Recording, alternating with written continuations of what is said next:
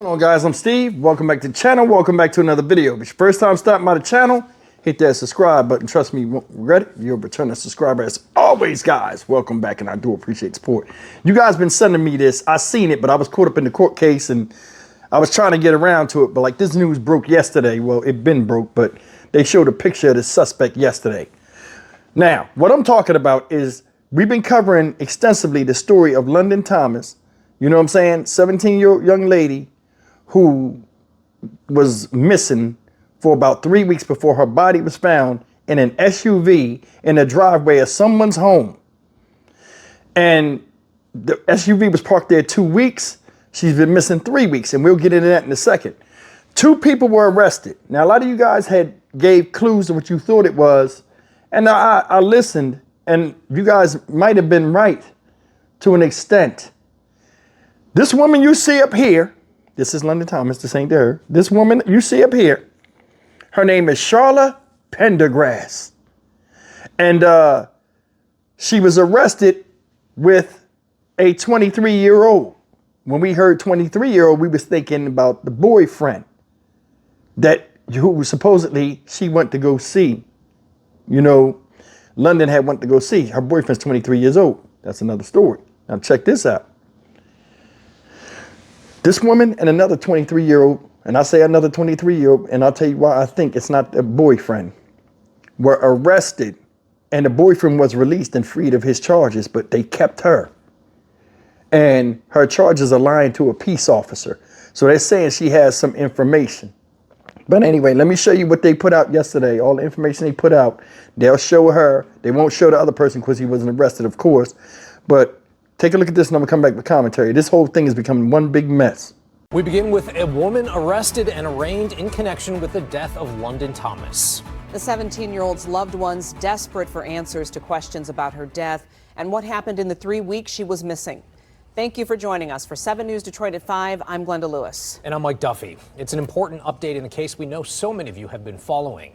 This exclusive video showing the woman arrested and charged for lying to police officers during this investigation.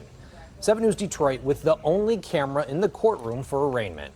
And it's been less than a week since London's body was found in Southfield. At one point, her boyfriend was named a person of interest in her disappearance. He has not been charged. 7 News Detroit reporter Randy Wimbley questioning the defense attorney of the woman charged today. He's also speaking with London's grandmother about this break in the case. Investigators initially had 2 people in custody with seemingly the hopes of getting homicide charges on both of them. Now they have 1 suspect in custody facing a lone lesser charge. They, however, are adamant the investigation is not over. Charla Pendergrass was back in custody less than 3 hours after she was released from the Inkster Police Department Friday.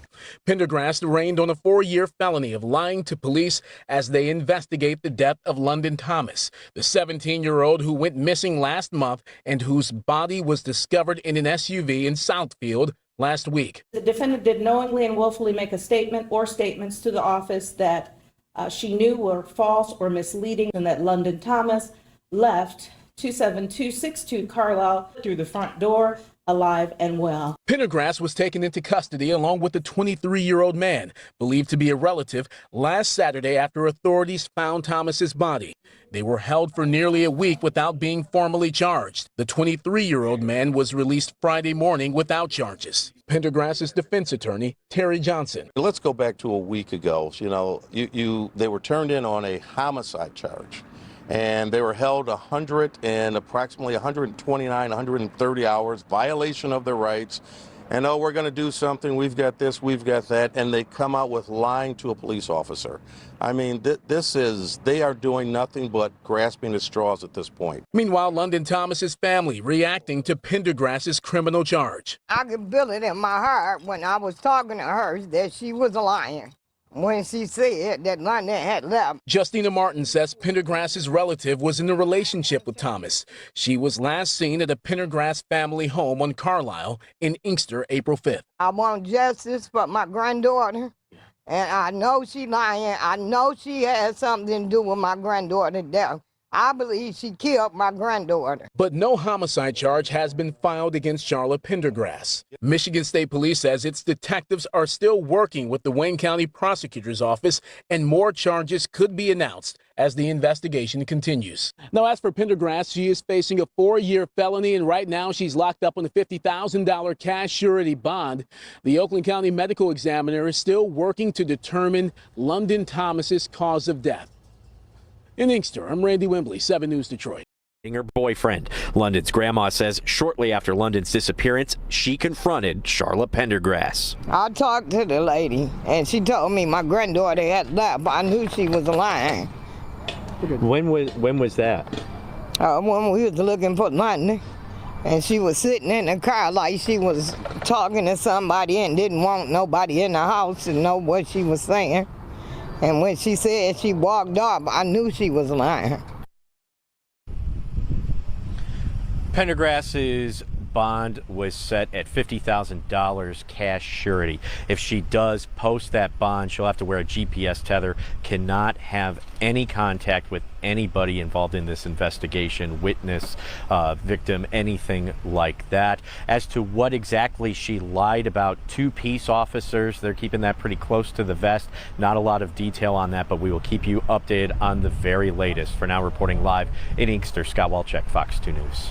Yeah, people might find this interesting how this case is progressing, but it sounds like police are still gathering evidence so they make sure that they have a really solid case. But still, are we hearing any circumstances around why London Thomas may have been killed, or any sort of a motive possibly at this point?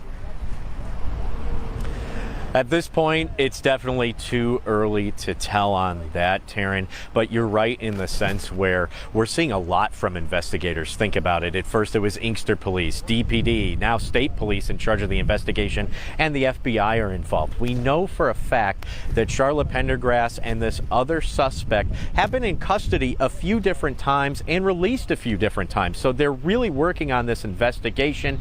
What does this lying to peace officer charge have to do with anything? Well, it could be a reason as to why this investigation has been hung up a little bit. Yes, who maybe she was covering for. We'll just have to wait and see. Thanks so much. All right, guys, you've seen that. This woman right here, Miss Charla, knows something, and I believe she does. Now, I looked at this thing, and I was trying to come at it, see what angles I can come at when doing my commentary on it. And I'm going to start off by saying this.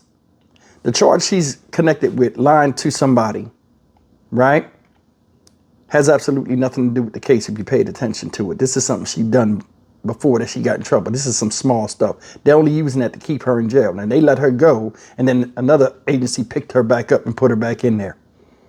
You know what I'm saying? So that charge has absolutely nothing to do, but they did leak out that she knows something. This is what I'm thinking. Remember when the lawyer was like, unless the lawyer was lying. Number one, that's an ex-boyfriend. I don't know if this woman is related directly, and some of you guys down there know, so you can put it in the comments section. I don't know if this woman is directly related to the people whose house that car was, where her body was found, because the media doesn't know. That's why you haven't. There's a lot of missing pieces with this. Either she's connected to that house where the body was found, or she's connected to the person that did it. Because I'm gonna tell you something. The FBI raided the boyfriend's house and found some crazy text on the thing. Possibly the reason why she's arrested, she was the recipient of these texts. Could have been, hey, I did something bad. Let me leave a car at your house. See what I'm saying? And then when he got over there, he said what it is. Hey, I'm gonna come back and get the car. Never got the car. Either way, man, it's a bunch of craziness. And if the woman knows something, she need to speak up. Look at this chick. She old as hell. And you fucking around with street games? If it was up to me, I'd put that ride or die Monica to the test. You don't want to talk? Okay.